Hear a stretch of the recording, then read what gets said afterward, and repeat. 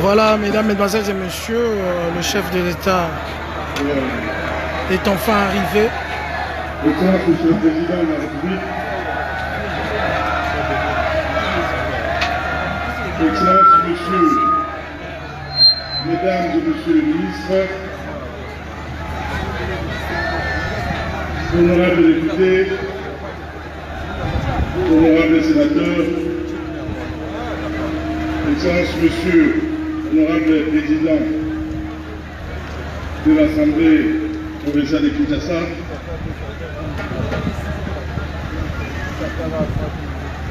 Excellence, Monsieur le vice-gouverneur de la ville de Kinshasa, distingués membres du comité de sécurité, Mesdames et Messieurs, à vos titres et qualités respectifs,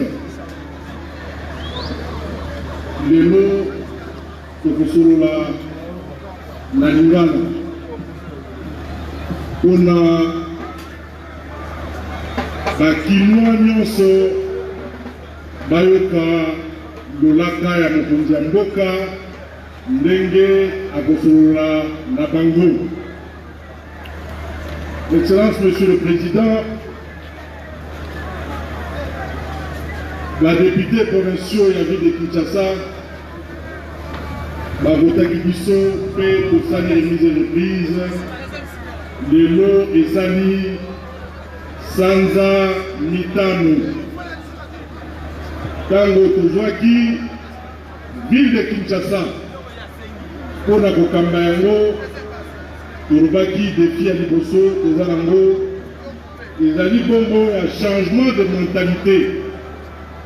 Tant que mentalité ya biso bana Kinshasa échangé te mentalité wana euta depuis deuxième république soki changement de mentalité esalemi te eloko moko ekodunga na mboka na biso te.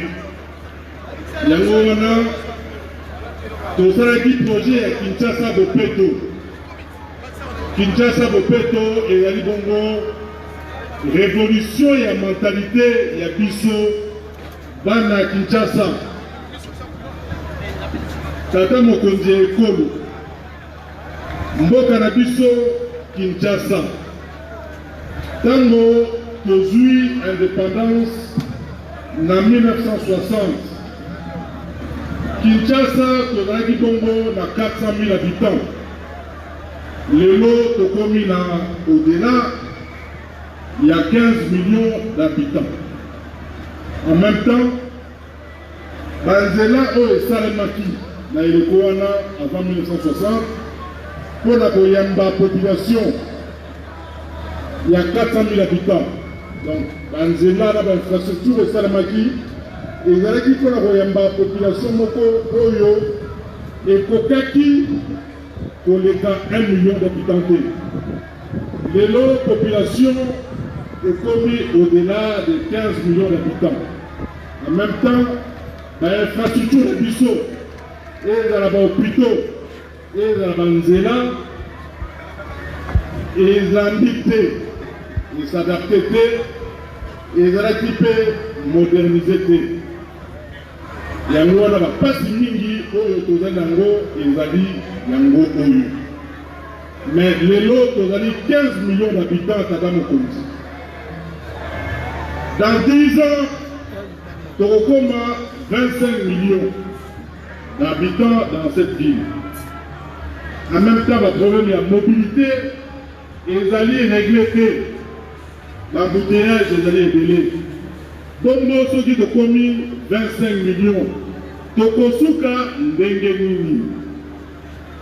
Tozali lelo 15 millions. Ba immondice ebele na nzela. Bongo soki tokomi 25 millions topé 30 millions d'habitants na mboka na biso tokosuka ndenge nini.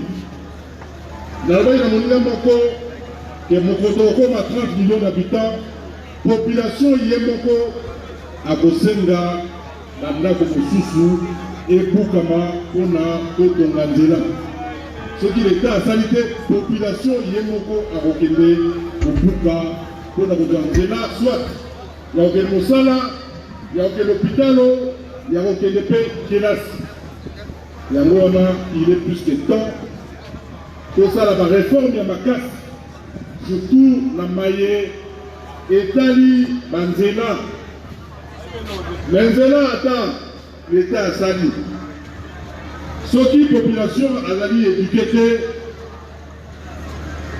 salite ekokota mbindo ekokota bosoto ekokota na kati ya banzela na kati ya babalabala na bisika oyo tovandi na bakartier yango wana révolution ya mentalité ya Kinshasa bopeto ezali bongo nouvelle citoyenneté oyo tosengi na bana ya Kinshasa ndenge tata mokonzi ye moko ntango azwi pouvoir alobi le peuple d'abord alobi nini le peuple d'abord le peuple d'abord elingi koloba Kinshasa d'abord, les Congo d'abord, les Congolais d'abord.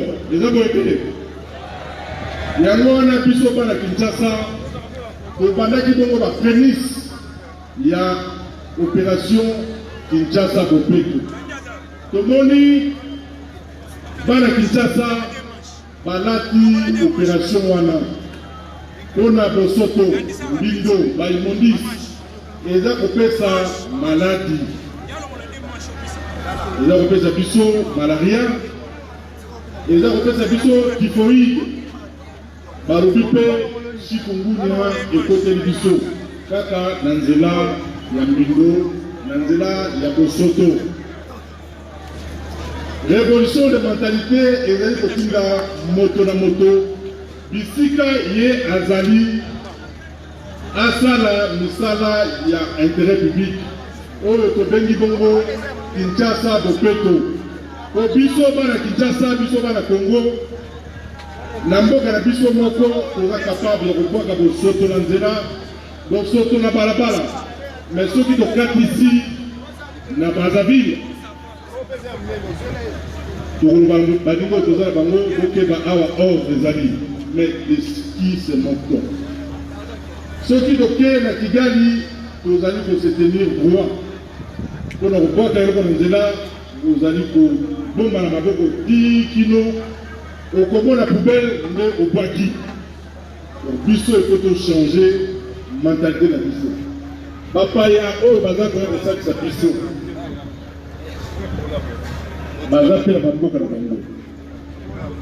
Ceux qui na Kinshasa, ba ko pas ko soto lanzela. Mais ceux qui ba comme na mboka na bango bakobaka bosoto te.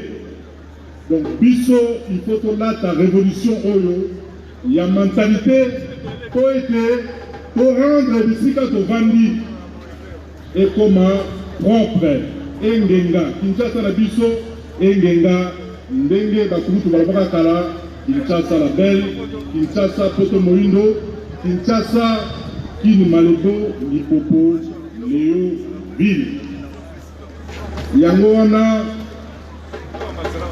kobanda tata mokonzi ekolo Félix Antoine Tshisekedi Tshilombo oyo bana Kinshasa baza kobenga Faci Beto wuta ye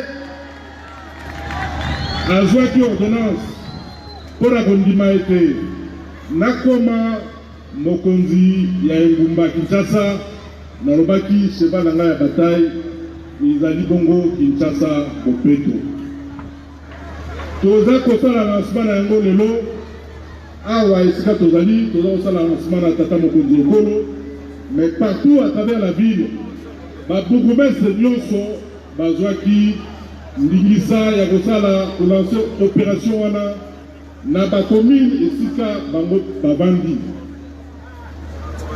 chef de quartier pe bazaki ndingisa ya kolanse opération wana yango wana tozali koféliciter tata mokonzi ekolo ndenge aye na suite na ye mobimba na directeur de cabinet na ye na ba ministre na ye pour na koya kolancer opération ya Kinshasa bopeto oyo tozali kosenga na bana nyonso ya Kinshasa esika nyonso bovandi botala ndenge nini Kinshasa na biso ekozonga peto toyebi ke kaka na maboko pamba ekoki te tosi tosigné mpe baprotocole d'accord na basociété misato mobimba oyo bakoya kosala non seulement collecte ya badéchets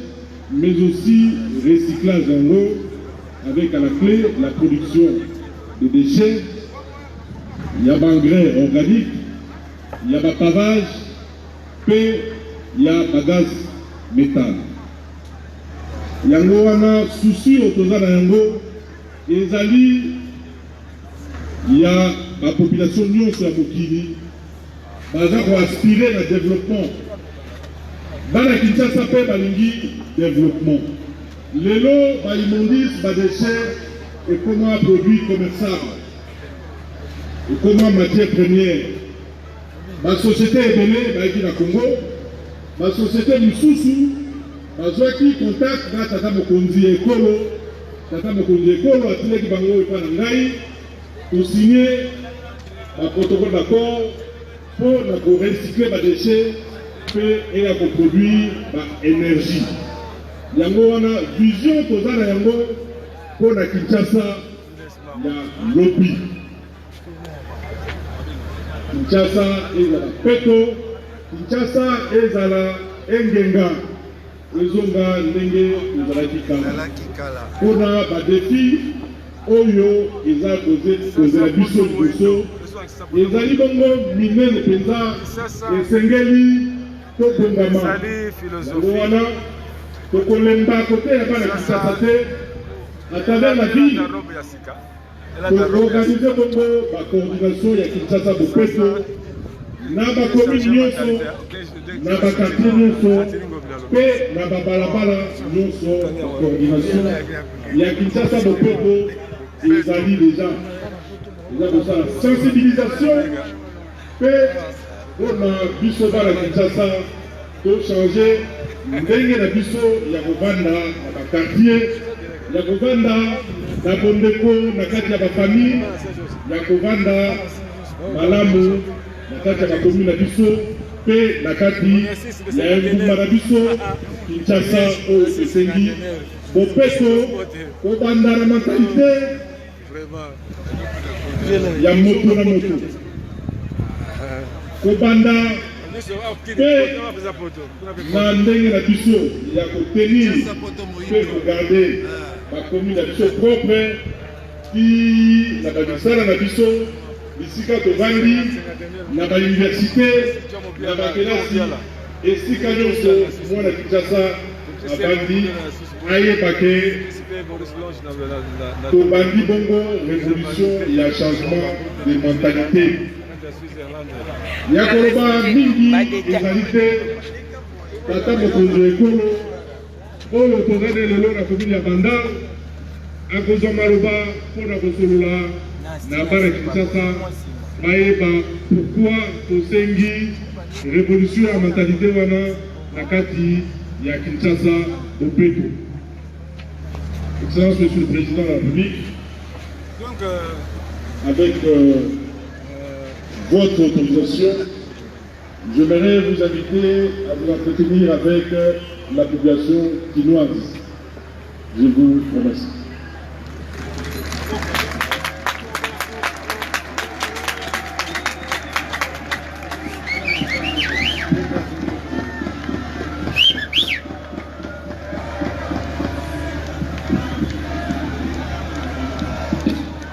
Excellence, Monsieur le Président de la République, sous les regards attentifs de la population, le protocole invite très respectueusement Votre Excellence à bien vouloir procéder au lancement officiel de l'opération Kinshasa Bopeto.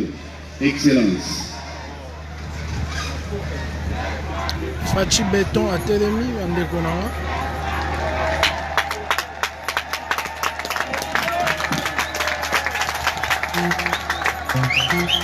Oh, oh, oh, oh.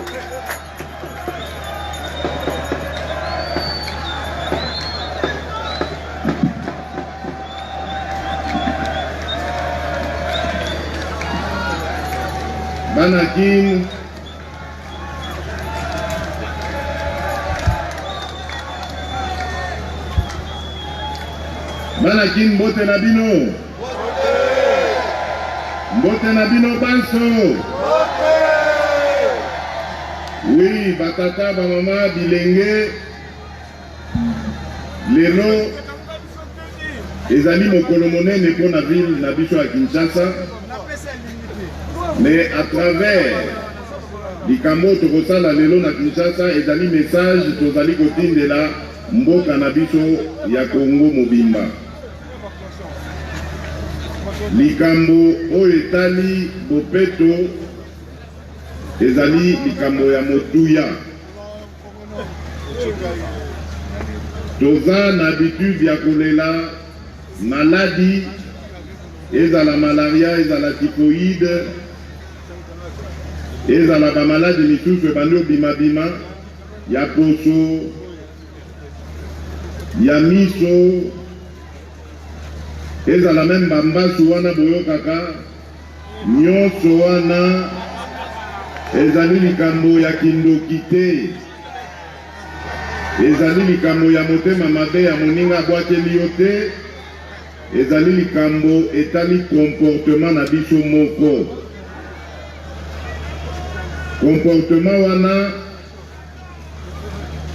ezali comportement ya mabe oyo tozui utakala eye kokota siko na habitude na biso. Tomesana kobwaka basalite na biso na se kaka bona balabala. Mais bomitia na mutu na bino ke moto nyonso soki aleki esika wana asali mpe kaka ndenge moko na yo osali wana. Biloko wana basalite wana ekoma ebele. Omona ezipi baterase oyo ya biso oyo esengeli kobwaka mai oyo tozali koutilize to mai ya mbula ntango ezonoka.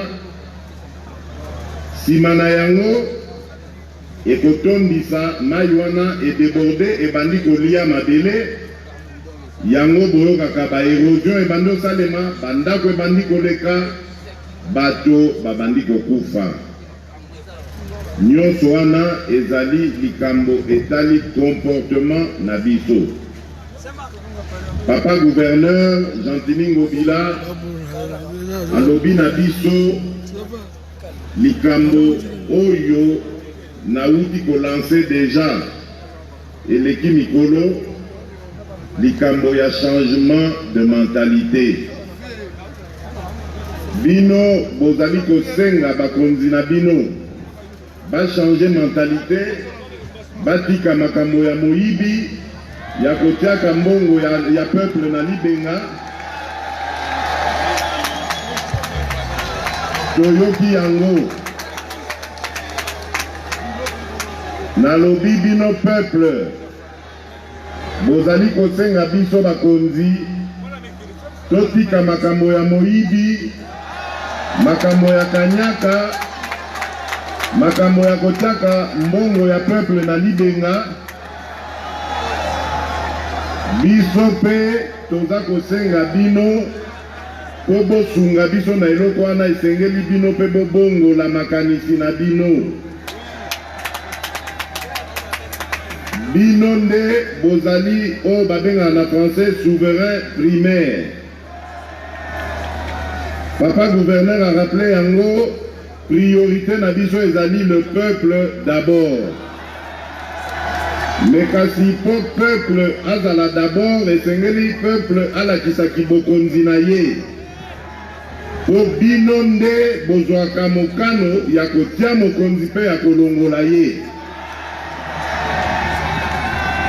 Alors soki bozali bino moko na contrôle na bino te, alors ça veut dire que bokonzi na bino bozali kobwaka ngo na balabala.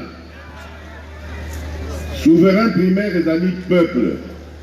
Peuple esengeli ye moko abanda kolakisa bakonzi ndenge nini alingi mboka na ye etambola.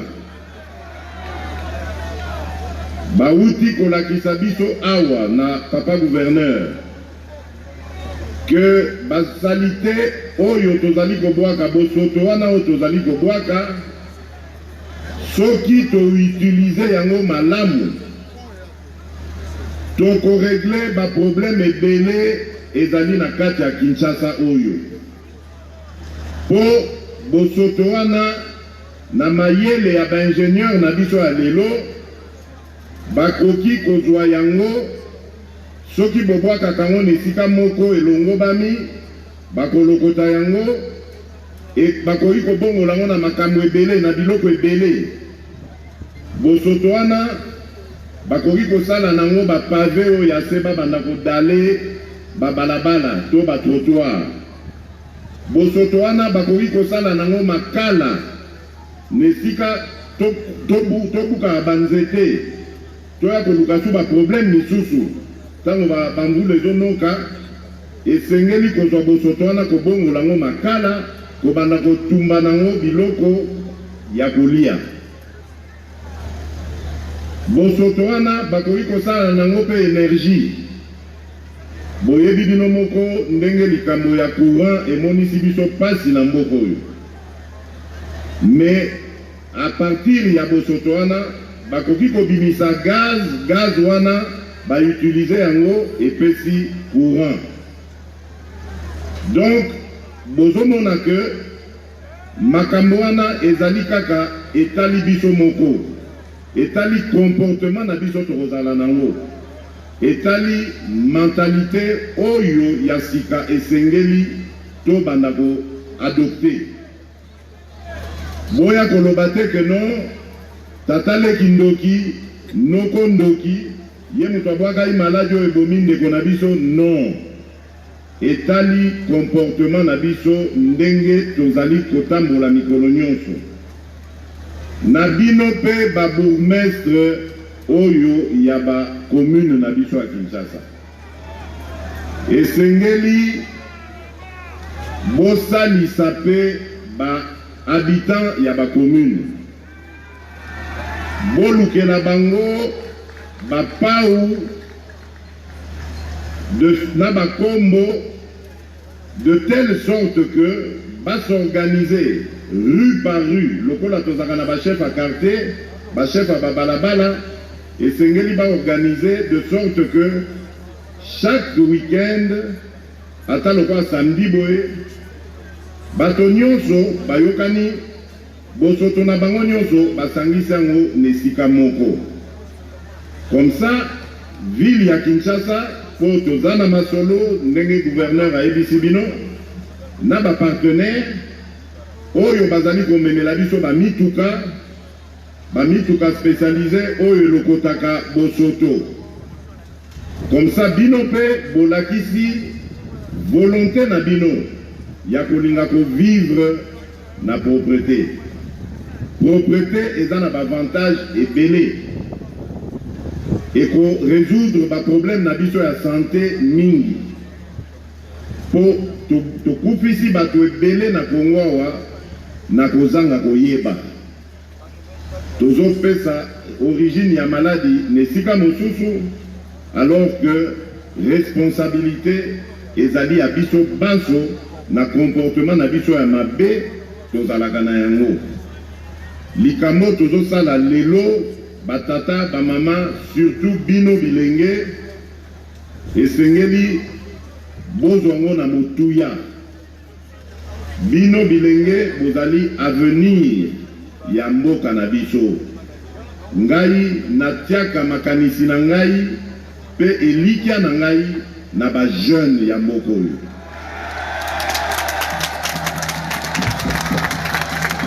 Po nayebi ete soki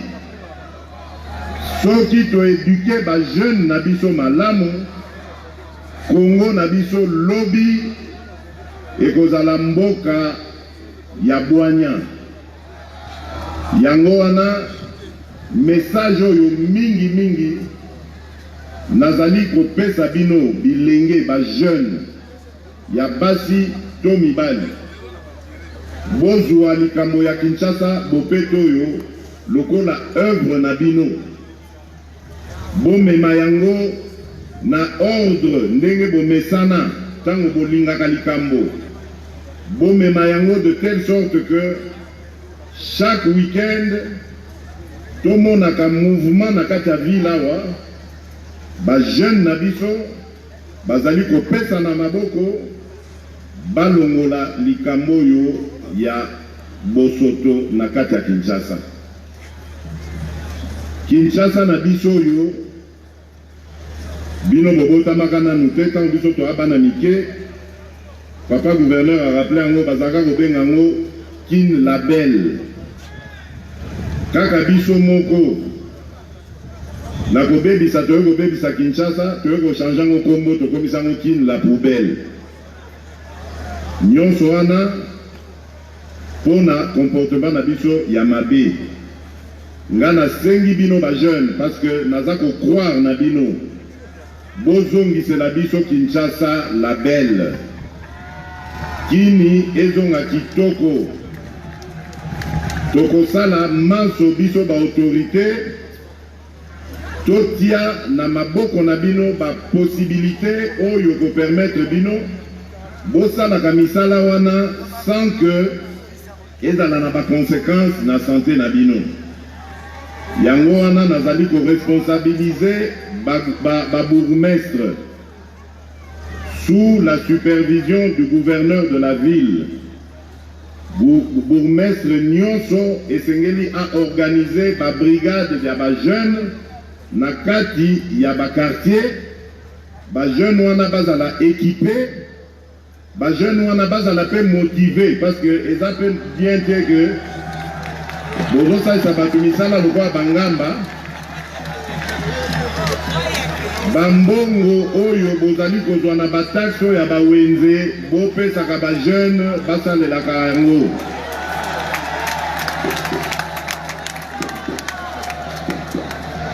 Moke ndenge wana tokoyekola ndenge ya kobatela mboka na biso. Esengeli pe bino ba bourgmestre na mwa ba moyen bozaka nango bobandaka kotia ba conteneur ya ba détritus ya ba déchets. Comme ça tango ba citoyen baza kolokota ba bosoto wana bayebi esika nini ba okende kobwaka yango en attendant service public eleka kolokota yango emema yango na centre oyo ya traitement ya ba déchets. Biloko nyonso wana ezali ko eza maloba eza kobima lokola biloko moko impossible pa na biso, mais nga naza koloba na bino avec ndambo kaka ya volonté tokoki kokomisa Kinshasa na biso oyo peto pe kosilisa likambo ya mitungisi ya ba maladi, mitungisi ya bangungi, mitungisi ya ba érosion, makambo ebele ekoki kobonga na kati ya Kinshasa oyo. Et puis simana yango tokoya kotala ndenge nini tokoya kozongisa ba espace vert na kati ya Kinshasa. Ba espace vert esili nyonso likolo ya balotissement. Mboka ezo ya monene bato baza koya bazo bakisama bobuki nzete emati pas moyen. Bato nyonso bakoma kobuka banzete alors que banzete oyo yango nde ebatelaka biso mpona oxygène ezala malamu, ebatelaka biso mpona mopepe oyo tozali korespire oyo epesaka biso maladi te. Nyonso wana tokosala ngo elongo na bino po biso tolobi le peuple d'abord.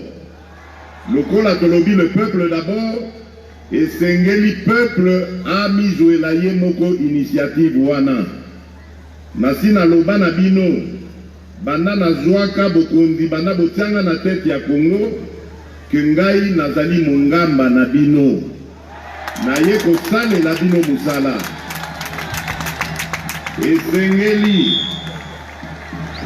esengeli ba ministre ba député ba bourgmestre ba gouverneur bango nyonso bazwa philosophie wana tozali bato ya misala ya peuple toye kosalela peuple mosala toye koluka babomengo na biso te toye koluka nde bomengo ya peuple.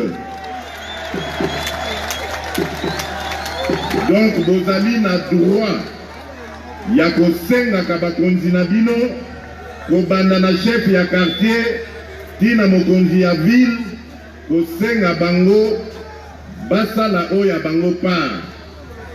Mais avant bino bosenga bango esengeli bino po bozala na droit na force ya kosala yango esengeli bino moko pe bosala oya bino part.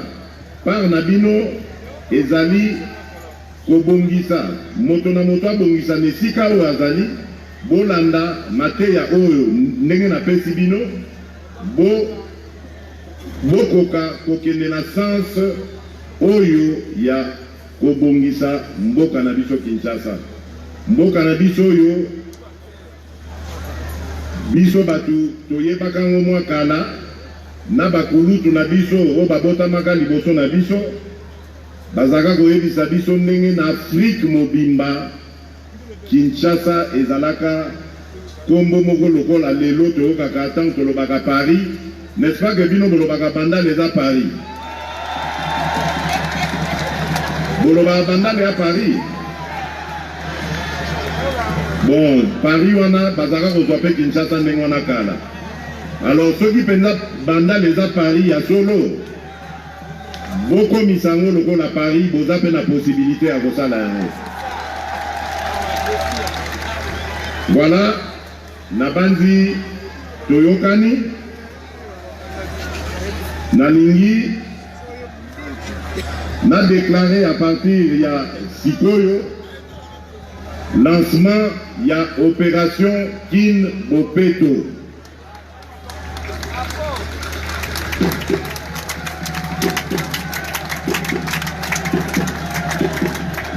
Merci Nabino, Kolo batela biso banso, total a ndenge nini, tokokende liboso na opération Nabiso Kin Bopeto. Merci beaucoup. Nous vous invitons à bien vouloir procéder au lancement officiel de Kinshasa Bopeto.